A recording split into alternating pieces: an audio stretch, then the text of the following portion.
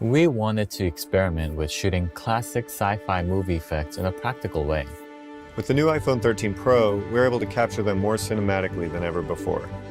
We grew up watching these films and asking ourselves, how did they do that? This is our homage to the masters of practical visual effects.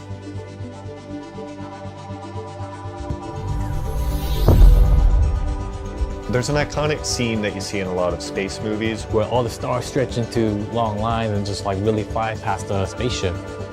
So we created what is called a rain curtain. And because we shot it in the dark with colored lights, it actually looks like there's stars coming past us. And then once we had that video, we stretched a large rear projection screen and we projected the image onto the screen so that it would then reflect onto the helmet of my character. Since the iPhone is now better in low light, it helped to really sell this bright hyperspeed effect.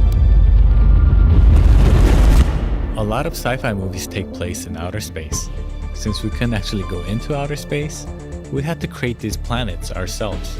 We used a dome and projected a slide image onto it so that when I moved my camera in and out and around it, that actually gives the look of a real spherical planet. The fun part about creating a sci-fi universe is that you get to create landscapes and environments that might not necessarily exist. We built this armature out of fencing material, and then we got a lot of pillow stuffing. I regretted doing it immediately. I don't know, it just looked like pillow stuffing. But after we positioned the clouds, added a few lights, and used the ultra-wide lens, it really became a vast world for our hero to explore. One technique used in almost every movie is the rack focus. Using the new cinematic mode, we were able to rack focus between the floating rocks and the character's face.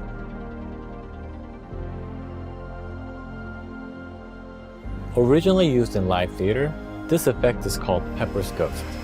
So we just use this thin piece of plastic that you hit with a heat gun and becomes transparent. And that's what we put at a 45-degree angle between our camera and our character. We actually had to coordinate two human beings dressed in the same costumes. So what can happen is that character and this character can actually exist in the same plane. So as you're shooting me, you're also shooting the reflection of this character. And even though we had to shoot in the dark, the camera was able to capture all the details that we needed. This is just one of the many things that we experimented with.